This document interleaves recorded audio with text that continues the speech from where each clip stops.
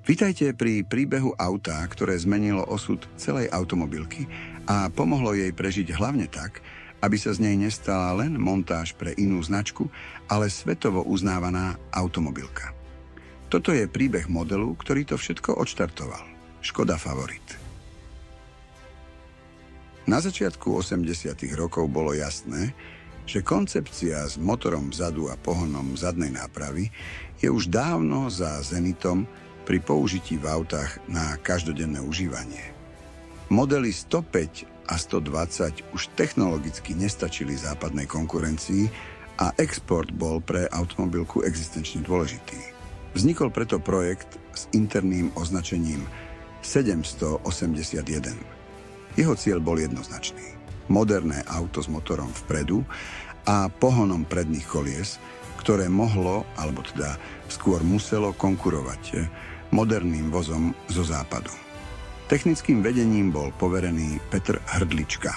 Skúsený konštruktér, ktorý dobre vedel, že nejde len o nový model. Išlo o budúcnosť celej značky. V roku 1983 sa tým vedený Hrdličkom vybral na autosalón do Ženevy.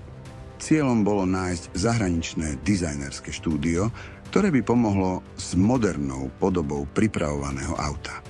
Rokovania prebiehali s viacerými talianskými štúdiami. Medzi nimi aj Ital Design, jedno z najprestížnejších európskych štúdií tej doby.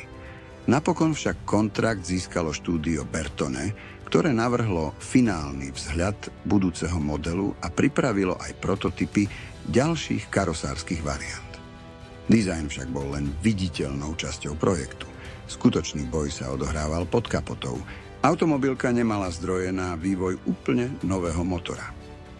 A tak padlo rozhodnutie využiť existujúci konštrukčný základ a zásadne ho modernizovať. Výsledkom bol radový štvorvalec s objemom 1289 kubických centimetrov, označený ako 781. Išlo o motor s rozvodom OHV, teda s ventilmi ovládanými tlačnými tyčkami. Koncepcia, ktorá mala korene ešte v 60. rokoch. Motor Favoritu mal hliníkový blok s liatinovými vložkami valcov a hliníkovú hlavu valcov. Takáto koncepcia priniesla nižšiu hmotnosť a modernejšie riešenie oproti starším škodováckym agregátom. No zároveň kládla vysoké nároky na presnosť obrábania a montáže. V konštrukcii sa totiž kombinovali rôzne materiály. Hliník bloku a hlavy, liatinové vložky valcov, aj oceľové spojovacie prvky a tesnenie, ktoré reagujú na teplotu odlišne.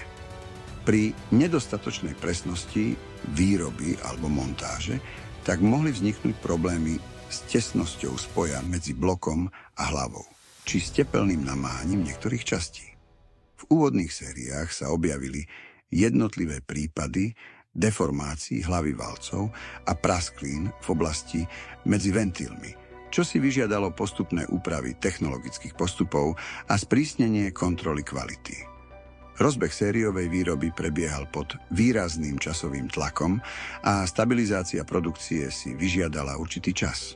Základná verzia motora s objemom 1,3 litra ponúkala výkon 43 kW, teda 58 koní. Neskôr pribudla silnejšia verzia so 46 kW a vrcholná varianta dosahovala 50 kW, približne 68 koní.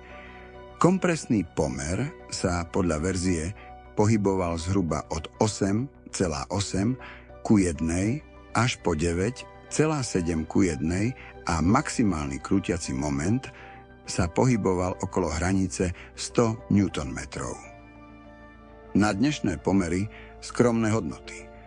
No Favorit vážil menej než 900 kg a jeho koncepcia bola na tú dobu naozaj moderná. Priečne uložený motor bol spojený s 5-stupňovou manuálnou prevodovkou a kompaktným diferenciálom v jednom celku. Nemalú úlohu zohral aj karburátor Jíkov. Pri prvých vyrobených kusoch sa objavovali problémy s nastavením, čo spôsobovalo kolísanie voľnobehu a citlivosť na kvalitu paliva. Motor sa pohyboval na hrane medzi výkonom, spotrebou a plnením emisných noriem. Karburátor Jíkov sám o sebe nebol konštrukčne chybný, no v prvých rokoch výroby sa aj tak objavovali spomenuté problémy. Zpoždění prací, které představuje oproti původnímu časovému plánu téměř 6 měsíců, došlo především vinou zdlouhavého schvalovacího řízení našeho licenčního záměru a následně pak i splátky licenčního poplatku. Proto byla licenční dokumentace získána až 29. ledna 1987 poskytovatelem licence firmou Pierburg a teprve poté bylo možno započít s rozpracováním výrobní dokumenty. Výroba karburátora sa však kvalitatívne stabilizovala a neskoršie problémy sa už neobjavovali a tieto motory patrili a aj na dnešné pomery patria medzi veľmi spoľahlivé. Neskoršie verzie priniesli posun v podobe jednobodového vstrekovania Bosch, s ktorým mal motor citeľne stabilnejší chod. Zaujímavé je, že rovnaký základ motora sa použil aj pre súťažné verzie. Úpravou vačkového hriadeľa, zvýšením kompresného pomeru a použitím dvojitých karburátorov sa výkon výrazne zvýšil. Favorit tak dokázal v rally triedach do 1300 kubických centimetrov dosahovať naozaj dobré výsledky. Motor to bol naozaj vynikujúci a nedal sa ani len porovnať s pôvodným motorom, z ktorého vychádzal. Keď sa v roku 1988 v závode Mladá Boleslav naplno rozbiehala sériová výroba modelu, na papieri to vyzeralo ako začiatok novej éry. V praxi to však bol veľmi tvrdý stret modernej konštrukcie s realitou socialistického priemyslu. Z Mladé Boleslavy několik informací o výrobě nového osobního vozu Škoda Favorit. Montáž v závodě AZNP Vrchlabí bude obnovena příští čtvrtek. Jak už víte, byla přerušena pro opožděné dodávky strojů určených k opracování jednotlivých dílů převodovky. Přestože problémy trvají a my se jim v nejbližší době budeme věnovat v připravovaných reportážích z ČZM Strakonice i odjinud, podařilo se zajistit součástky k montáži převodovek náhradním způsobem. Hotových vozů se po našich silnicích pohybuje 350, to je samozřejmě zpoždění proti plánu. Vedoucí pracovníci podniku k tomu však poznamenávají, že není důvod se znepokojovat množstvím, které zatím není rozhodující. Nábeh výroby sprevádzali problémy so spasovaním karosérií, kolísavou kvalitou lisovaných dielov a nerovnomernými škárami medzi panelmi. Prvé série mali slabšiu antikoróznu ochranu, keďže technológia kataforezného lakovania ešte nebola na úrovni západnej konkurencie a ochrana dutín nebola vždy konzistentná, veľkou slabinou bol dodávateľský reťazec. Myslím si, že v dodavatelsko-odběratelských vztazích se situace nezlepšila. Mám konkrétně na mysli národní podnik Palk Belly. V současné době dostáváme od nich nové instalace se zapojením svorkovnic na Lukas.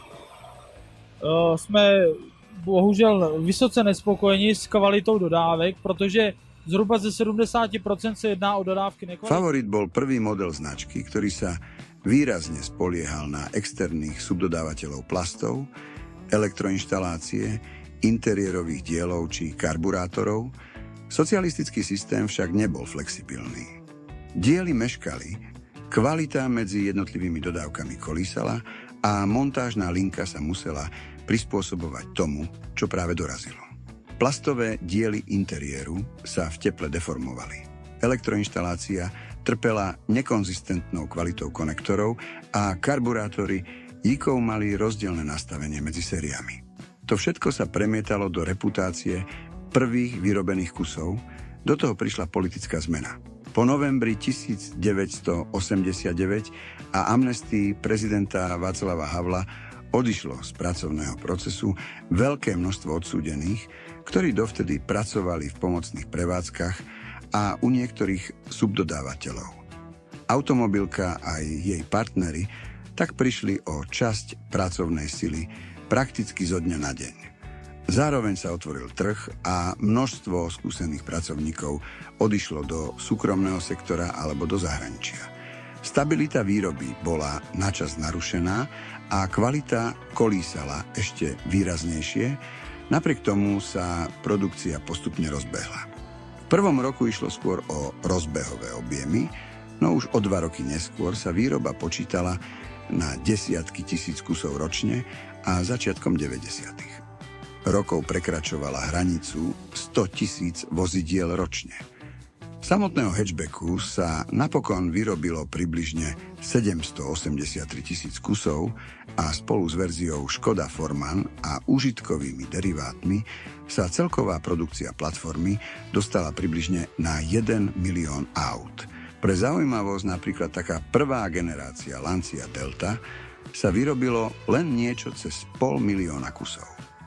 Rovnako aj klasický Saab 900 dosiahol produkciu približne 1 milióna kusov.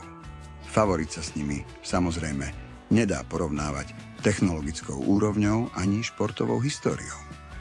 No z pohľadu objemu výroby stál vedľa aut, ktoré dnes považujeme za západné ikony. Počas svojej výroby sa Škoda Favorit postupne vyvíjal aj z pohľadu výbavy a ponuky verzií.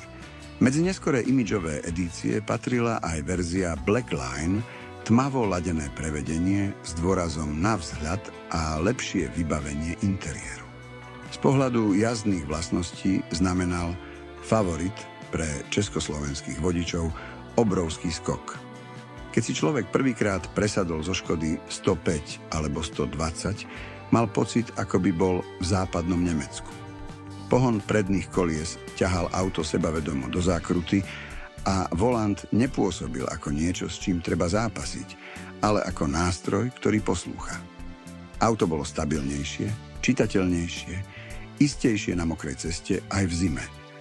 Žiadne prekvapivé rozhadzovanie zadku.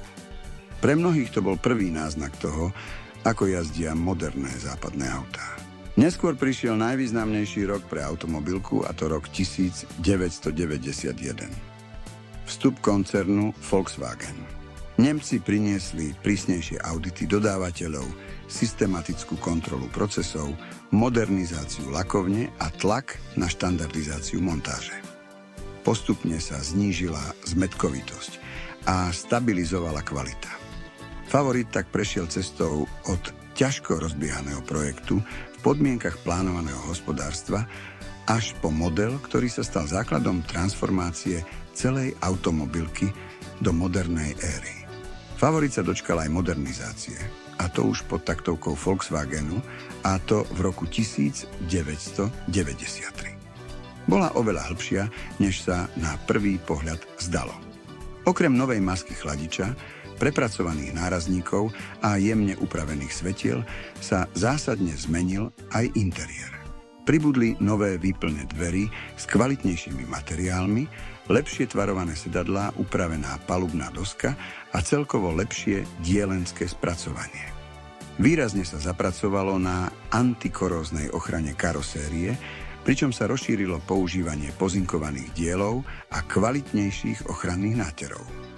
Zlepšila sa aj hlučnosť v kabíne vďaka dodatočným tlmiacim materiálom. Technicky dôležitým krokom bolo postupné nahradenie karburátora jednobodovým vstrekovaním Bosch, čo prinieslo presnejšie dávkovanie paliva, nižšiu spotrebu, lepšie studené štarty a jednoduchšie plnenie emisných noriem. Facelift tak nebol len kozmetickou úpravou, ale znamenal citeľné zvýšenie kvality a kultivovanosti celého auta.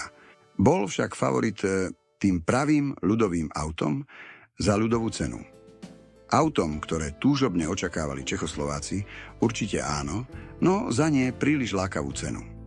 Koncom 80. rokov stál Favorit približne 84 000 korún československých, pričom priemerná mesačná mzda sa pohybovala okolo 3 000 korún, často aj o mnoho menej. Pre porovnanie priama konkurencia v našich končinách bol koncom 80. rokov Lada 1500 a jej cena sa pohybovala okolo 76 000 korún, alebo Moskvič 2138 stál zhruba 50 000 korún. Pre menej náročných tu bol ešte Trabant s cenovkou niečo okolo 36 000 korún. Samozrejme sa nedá Favoritu uprieť moderný dizajn a moderná koncepcia oproti spomenutým konkurentom. Preto po ňom bažilo mnoho Čechoslovákov a dodnes na ňo radi spomínajú. Cena Formana bola ešte vyššia a už pri jeho predstavovaní sa počítalo s cenovkou okolo 140 000, čo na tú dobu bolo už naozaj závratné číslo. Čakanie na nové auto mohlo trvať aj viac než rok. Napriek tomu sa stali jedným z najvýznamnejších modelov v histórii značky. Vývoj Favoritu sprevádzalo aj viacero zaujímavých prototypov, ktoré ukazovali, kam až sa dala táto platforma posunúť. Už krátko po uvedení vznikli štúdie kupé, sedan aj užitkové verzie s rôznymi rázvormi a úpravami karosérie. Objavili sa aj experimenty s pohonom všetkých kolies pre súťažné účely, rovnako ako výkonnejšie motorové varianty, ktoré sa však do sériovej výroby nikdy nedostali.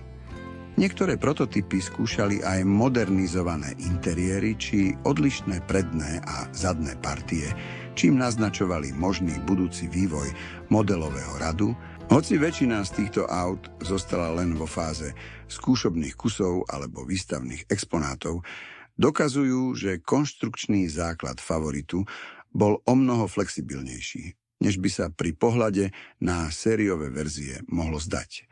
Keď v roku 1991 vstúpil do automobilky koncern Volkswagen. Práve Favorit bol dôkazom, že značka je schopná vyvinúť moderné auto vlastnými silami. S istotou sa dá povedať, že bez Favorita by Škodovka ľahko mohla skončiť ako nejaká bežná motážna linka pre väčšiu a silnejšiu značku, ako je Volkswagen.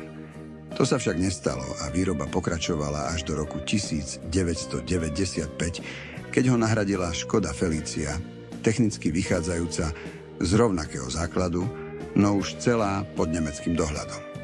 Favorit nevznikal v jednoduchých podmienkach. Rodil sa v čase technologického sklzu, pod tlakom termínov, s obmedzenými zdrojmi a so systémom, ktorý automobilovému vývoju príliš neprijal. Napriek tomu priniesol hliníkový motor, modernú koncepciu s predným náhonom, spoluprácu so západným dizajnerským štúdiom a napokon aj úspechy na svetových tratiach rally. Nebolo to dokonalé auto. Prvé série sprevádzali výrobné problémy, kvalita kolísala a vývoj sa doľaďoval za pochodu. Ale práve v tom spočíva jeho skutočný význam. Favorit ukázal, že československý priemysel tej doby dokázal navrhnúť moderné auto, ktoré sa nestratilo ani v medzinárodnej konkurencii. A možno ešte dôležitejšie je to, že bez Favoritu by neexistoval ďalší príbeh. Bol to práve on, kto otvoril dvere transformácii automobilky a stal sa mostom medzi starým svetom plánovaného hospodárstva a novou érou, ktorá nasledovala po roku 89. Favorit tak dnes nie je len spomienkou na koniec jednej doby. Je dôkazom, že aj v obmedzených podmienkach môže vzniknúť auto, ktoré zmení smer celej značky.